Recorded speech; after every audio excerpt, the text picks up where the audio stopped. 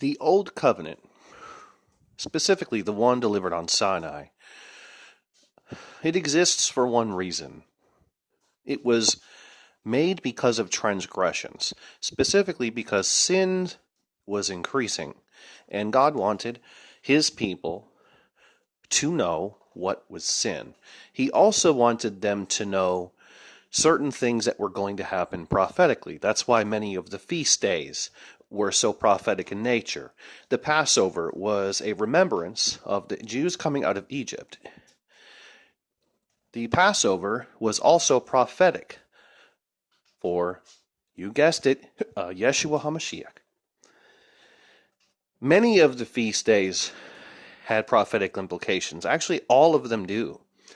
The entire covenant delivered on Sinai served one purpose, so that the people can know what sin is and so that the people would be condemned. See, the thing is, this law of Moses is perfect in that nobody can follow it. There's nothing wrong with the law of Moses. The problem with the Old Covenant is our own sin, which makes it impossible for us to follow it. So the law of Moses, which is perfect, condemns all humankind. Period. Those who have never known the law are condemned by their own conscience because nobody can possibly be good. Knowing the law increases the sin in us because our evil, rebellious nature causes us to, from the bottom of our being, to rebel against what we know is good. That is why the youngest child screams in rebellion. That is why every kid has to be taught not to lie, not to steal, not to hurt, is because we all have this same nature. Those who know the law of Moses, those who know the commandments, will be even more exceedingly sinful. Why? Because they'll break it. So let's say there's a good Jew that has been raised according to the law. Like the rich young ruler, what did he respond to the Lord? He said, all of these I have followed since my birth. So clearly he was not a man, a murderer, a drug dealer. But what was he? He was even more convicted of all of his little sins, because now he knows what is good and is rebelling against it. So the sin in him is worse than the sin of a man who is a drug dealer and a killer on the streets that doesn't know these things, because he knows these things and violates them. Therefore, he's even more condemned. Those who know to do good and do not do it is worse than somebody who doesn't know to do good and does bad. But that man who doesn't know the law, that lives in some evil way, he has still violated his own conscience. And everything he does that's wrong, he knows it. So he's condemned as well. That is the reason why Jesus Christ came under the law of Moses. Yeshua the Messiah came under the law so that he can 100% obey the law without violating it. He came to fulfill it, to fulfill its requirements. And then when he died, he did not die for his own sins. He died to offer his death as a payment for somebody else's sin, because death is something that must be paid for a sinner. Jesus dying, death is the penalty for sin. Therefore, since he died for the sin of the world.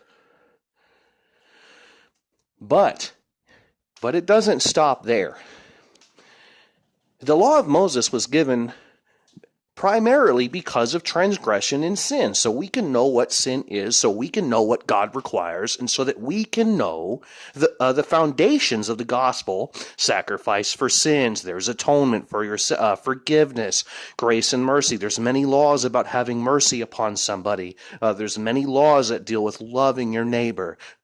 We have an understanding of these things because of the Old Covenant. But the Old Covenant doesn't save anybody. It teaches people what is right, and it condemns everyone who does wrong, which is all humankind. So Jesus offered his own shed blood to make a new covenant. So whoever comes into his covenant can be under a new and better covenant. Now, the Old Covenant is perfect. So how can something be better than perfect? The reason why it's better is because it saves sinners. The old covenant doesn't save sinners. It cannot save any sinner. The only thing the old covenant did was clear our conscience. And Moses died. And the whole generation died. And every good, really good-hearted Jew died. And King David died. They all died. Because their sins were not forgiven. They have sin in them. Therefore, somebody must die who is perfect in order for their sin to be covered. Because the blood of goats and cows and doves cannot forgive sins. The blood of sheep cannot forgive sins. It is a prophecy that God would provide a sacrificial lamb. And that sacrificial lamb is his son. Yeshua the Messiah fulfilled the requirements of the law, and then he made a new covenant. Not according to the covenant that he made with the forefathers when he led them by the hand, when he led them out of the land of Egypt. Jeremiah chapter 31. Behold, I will make a new covenant with the house of Israel and with the house of Judah, not according to the covenant that I made with their forefathers when I led them out of the land of Egypt. What does that say? That he will make a new covenant, not the covenant of Sinai. He'll make a new and better covenant. The covenant of Sinai has done its job, and it still does its job. The covenant of Sinai says, thou shalt not steal. Yes. And even in the new covenant, thou shalt not steal. Why? Because the new covenant says, you will love your neighbor as you love yourself. You will do unto others as you would have others do unto you. And those who love their neighbor will not steal from them. Those who are under the new covenant and obey the laws of the new covenant will never violate any of the moral laws of the Old Testament. They're not going to steal and murder. Because does love murder? Does love steal? Does love for God blaspheme? No. And what does it say? I will write my laws upon your hearts. Now, where does it say it'll be written? On our hearts. What does that mean?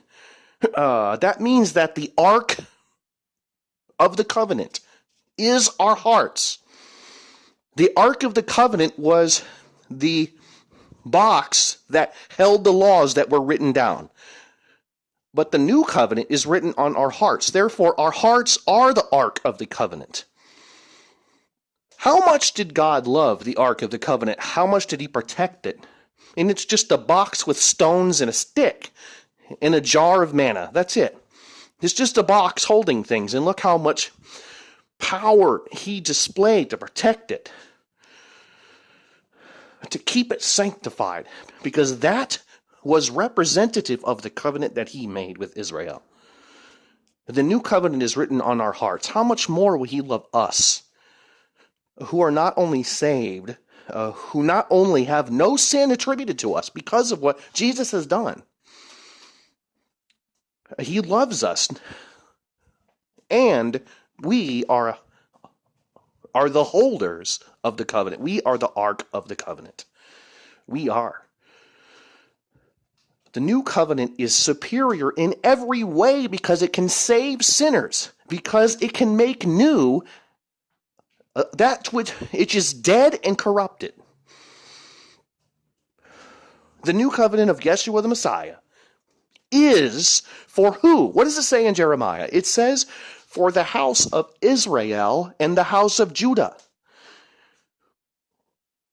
That's who the new covenant is made for. I will make a new covenant with the house of Israel and with the house of Judah. And it says in the next verse, not according to the covenant that I made with their forefathers when I led them out of the land of Egypt. He has a new covenant for the Jews in Israel. He has a new covenant for them. A far superior covenant, one that can change their heart, one that can transform them, one that can give life to those who are destined to die, even under the old covenant. What shall we say then? Shall we say that we can live in sin however we want because we're under grace and not under the law? God forbid. How can you possibly live a life of sin? How can you possibly choose to disobey the Lord and love Him? You cannot do that. You have to repent.